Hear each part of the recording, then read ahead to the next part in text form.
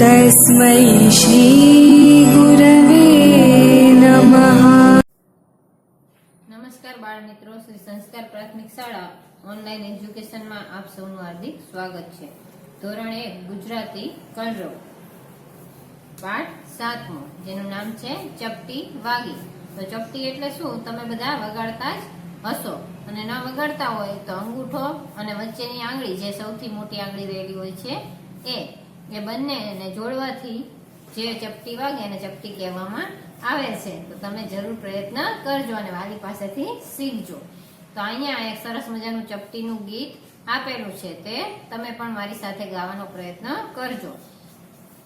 ચપટી વાગી ચપટી વાગી ચપટી વાગી રે, ચપ ચપ ચપ ચપ ચપટી વાગી રે, હાલતા ચાલતા ચપટી વગાડું, લખતા વાંચતા ચપટી વગાડું, ચપટી વાગી ચપટી વાગી ચપટી વાગી રે, ચપ ચપ ચપ ચપ ચપટી વાગી રે, દોડતા કૂદતા ચપટી વગાડું, ખાતા પીતા ચપટી વગાડું, ચપટી વાગી ચપટી વાગી ચપટી વાગી રે, ચપ ચપ ચપ ચપ ચપટી વાગી રે, ભાઈના કાનમાં ચપટી વગાડું, બેનના કાનમાં ચપટી વગાડું, ચપટી વાગી ચપટી વાગી ચપટી વાગી રે, ચપ ચપ ચપ ચપ ચપટી વાગી રે, પપ્પાના કાનમાં ચપટી વગાડું, મમ્મીના કાનમાં ચપટી વગાડું, ચપટી વાગી ચપટી વાગી ચપટી વાગી રે, ચપ ચપ ચપ ચપ ચપટી વાગી રે। તો મજા આવી ને બાળકો? અહીંયા નીચે નવા શબ્દો આપેલા છે, જે કયો શબ્દ છે ત્યાં? ચપટી, જે તમારા માટે નવો શબ્દ રહેલો છે।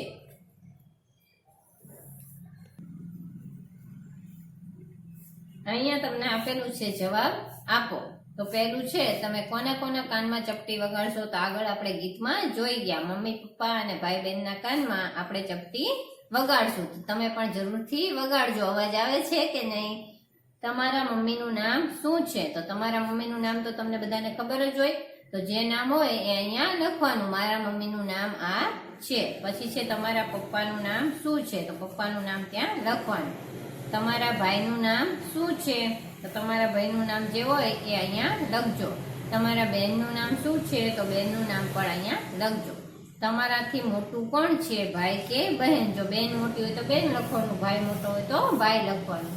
પપ્પાના બહેનને શું કહેવાય? તો પપ્પાના બહેનને ફૈબા કહેવાય। મમ્મીના બહેનને શું કહેવાય? મમ્મીના બહેનને માસી કહેવાય। પપ્પાના ભાઈને શું કહેવાય? પપ્પાના ભાઈને કાકા કહેવાય। અને મમ્મીના ભાઈને શું કહેવાય? તો તમને બધાને તો બહુ ગમે, મમ્મીના ભાઈને મામા કહેવાય। હવે તમારા ઘરમાં કોણ કોણ રહે છે તે કહો અને ચિત્રમાં જોડો। તો અહીંયા એક ઘર આપેલું છે અને ત્યાં તમે પોતે જાણે ઊભેલા છો। તો તમારા ઘરમાં આમાંથી કોણ કોણ રહે છે એ જોડવાનું।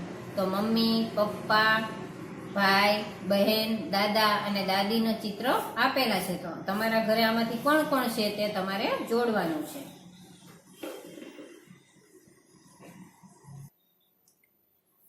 કહો, અહીંયા કેટલાક ચિત્રો આપેલા છે, તો એ ચિત્રમાં કઈ કઈ ક્રિયાઓ આવેલી છે તે આપણે જોઈએ। તો સૌથી પહેલા ચિત્રની અંદર એક બાળક પથારીમાંથી સવારે સૂર્ય ઉગ્યો છે અને પક્ષીઓ કલરવ કરે છે, એટલે આ બાળક પથારીમાંથી ઊભો થાય છે।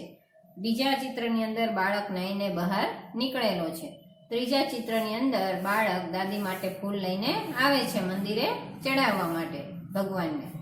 ચોથા ચિત્રની અંદર દાદા પાસે બે બાળકો વાર્તા સાંભળી રહ્યા છે। પાંચમા ચિત્રની અંદર એક બાળક એના મમ્મી પપ્પાને પાણી આપી રહ્યું છે। છઠ્ઠા ચિત્રની અંદર પપ્પા અને દીકરો બે ફૂલ છોડને પાણી પાઈ રહ્યા છે।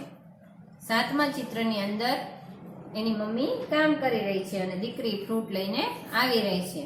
અને આઠમા ચિત્રની અંદર દીકરી દાદા સાથે બહાર જઈ રહી છે। તો તમે પણ તમારા ઘેર આવી બધી અનેક ક્રિયાઓ કરતા હશો। ઓળખો અને રંગ પૂરો. અહીંયા પેલું ચિત્ર લસણનું રહેલું છે. તો લસણમાં પેલો અક્ષર કયો આવે? લ. તો આ લ તમારે શોધી અને એની અંદર પીળો રંગ પૂરવાનો છે. તો લ કેટલી જગ્યાએ રહેલા છે? જો ઉપર એક લ છે, ત્યાં પીળો રંગ કરેલો છે. પછી લ ક્યાં છે એ શોધો. તો આની અંદર 3 લ ટોટલ રહેલા છે, તો એની અંદર તમે પીળા રંગ કરજો. પછી છે ટ. અહીંયા શેનું ચિત્ર છે? ટમેટાનું. તો ટમેટાની અંદર ટ ક્યાં ક્યાં રહેલો છે? તો કેટલા ટ છે ગણો તો એક ટ ની અંદર પીળો રંગ આપેલો જ છે. પછી એના પછી સફેદ ટ કેટલા છે? 1, 2 અને 3. તો આ ત્રણેય ટ ની અંદર તમે પીળો રંગ કરજો. પછી છે ચકલીનો ચ. તો ચ કેટલા રહેલા છે? તો એક પીળો આપેલો જ છે અને એ સિવાયના કેટલા રહેલા છે? 1 અને 2. તો આ બંનેની અંદર પીળો રંગ કરજો. પછી છે આને તમે શું કહો? શર્ટ કહો, બુસ્કોટ કહો, પણ આને એક ત્રીજું નામ પણ છે, એને શું કહેવાય? ખમીસ. તો આ ખમીસની અંદર ખ રહેલો હોય છે. તો એ ખ એક આપેલો છે, એના સિવાય કેટલા ખ છે? તો 1, 2 અને 3. તો આ ત્રણેય ખ ની અંદર તમે પીળો રંગ કરજો. હવે છે ઓળખો અને રંગ પૂરો. તો અહીંયા તમને લ આપેલો છે, તો લ ની અંદર કેવો રંગ પૂરવાનો છે? એ ચોરસ કેવું છે? લાલ કલરનું. એટલે તમારે અહીંયા લ ગોતી અને એની અંદર લાલ કલર પૂરવાનો છે. તો અહીંયા 4 શબ્દો આપેલા છે. ટપાલી. તો ટપાલીની અંદર લાલ રંગ કરવાનો. પછી લખોટી. તો એમાં પણ લ રહેલો છે, એટલે એમાં લાલ રંગ કરવાનો. પછી છે ચકલી. તો એની અંદર પણ લ રહેલો છે, એટલે ત્યાં પણ લાલ રંગ કરવાનો. પણ છેલ્લો શબ્દ કયો છે? ખમણ. તો એમાં એક વાર લ આવતો નથી, એટલે તે ખાનું આવું ખાલી છોડી દેવાનું. હવે છે ટ. તો અહીંયા બધા તમને શબ્દો આપેલા છે, એની અંદરથી આપણે ટ ગોતીશું. તો ચપટી, એમાં ટ રહેલો છે, એટલે એમાં લીલો રંગ કરીશું. ખિસ્સાની અંદર ખિસ્સું શબ્દ છે, એમાં ટ રહેલો નથી, એટલે એમાં રંગ કરવાનો નથી. પછી ટમેટા. તો એની અંદર લીલો રંગ કરવાનો, એમાં ટ રહેલા છે. અને નખ, એની અંદર ટ રહેલો નથી, એટલે એમાં રંગ કરીશું નહીં. પછી છે ચ. તો અહીંયા શબ્દ રહેલા છે પાટલી. તો એમાં ચ આવતો નથી. લસણ, એમાં પણ ચ આવતો નથી. સાયકલ, એમાં પણ ચ આવતો નથી. પણ પિચકારી, તો એની અંદર ચ આવે છે, એટલે એની અંદર પીળો રંગ કરીશું. પછી છે ખ. તો નાટકમાં ખ આવતો નથી. ચમચીમાં ખ આવતો નથી. કાચમાં ખ આવતો નથી. અને ચમેલીમાં પણ ખ આવતો નથી. તો એક પણ શબ્દની અંદર ખ આવતો નથી, એટલે આપણે એમાં એક પણ રંગ કરીશું નહીં. ચિત્રને યોગ્ય મૂળાક્ષર સાથે જોડો. તો અહીંયા તમને એક ચિત્ર આપેલું છે. પેલું ચિત્ર એ શેનું છે? ખરલનું. તો એમાં લ આવે છે, એટલે એને અહીંયા જોડેલું છે. હવે બીજું ચિત્ર છે એ શેનું છે? તો લખોટીનું. તો શું આવશે એમાં? ટ. તો ટ સાથે એને જોડવાનું. પછી ત્રીજું ચિત્ર છે એ છે ચકલીનું. તો એને ચ સાથે જોડવાનું. પછી ચોથું ચિત્ર છે એ ખાટલો. તો એને ખ સાથે જોડવાનું. પછી પાંચમું ચિત્ર નખનું. તો એને પણ ખ સાથે જોડવાનું. અને છઠ્ઠું ચિત્ર ટામેટાનું. તો એને ટ સાથે જોડવાનું.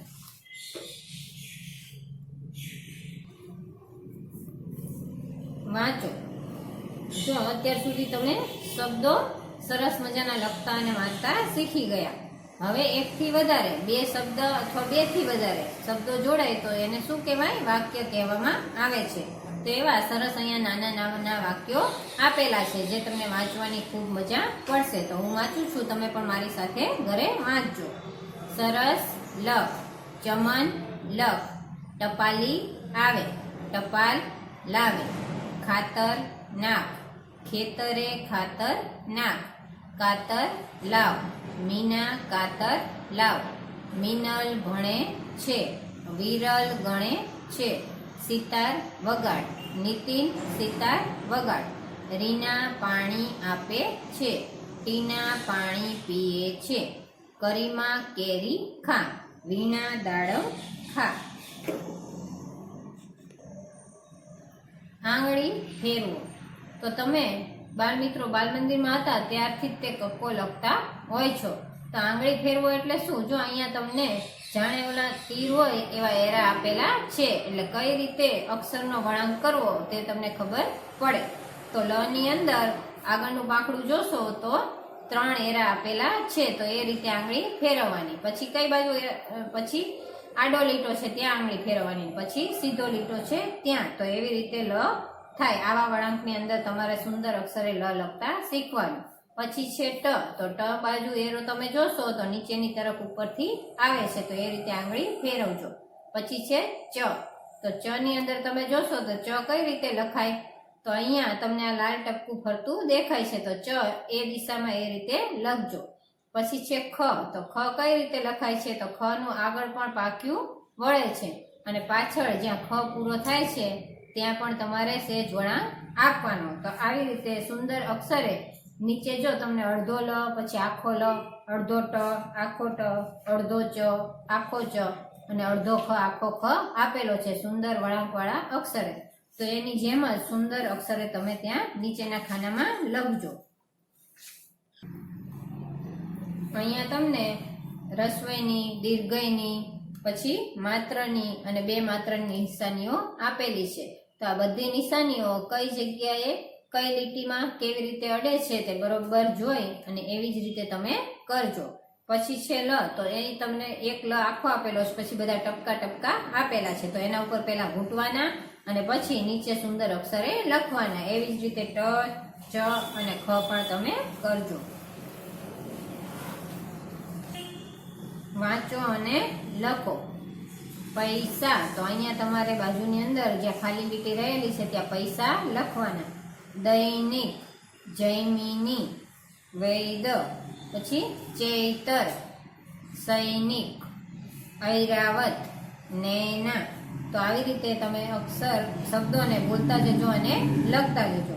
પછી અહીંયા વાક્ય આપેલા છે. તે કૈલાસ છે, વૈદ દવા આપે છે, નૈતિક પૈસા ગણે છે, સૈનિક આવે છે. તો જ્યાં નીચે ખાલી લીટી આપેલી છે ત્યાં તમે સુંદર અક્ષરે એવી રીતે લખજો. હવે છે સાંભળો અને જવાબ લખો. તો પેલું જોડકણું રહેલું છે ઉખાણા જેવું છે. એ શું છે? દિવાળીએ આવે છે, મીઠાઈ કપડાં લાવે છે, બાના એ ભાઈ છે, બોલો એ કોણ છે? તો બા એટલે મમ્મી. તો હમણાં તમે આગળ શીખી ગયા ને, મમ્મીના ભાઈને શું કહેવાય? મામા. તો જવાબ આવશે મામા.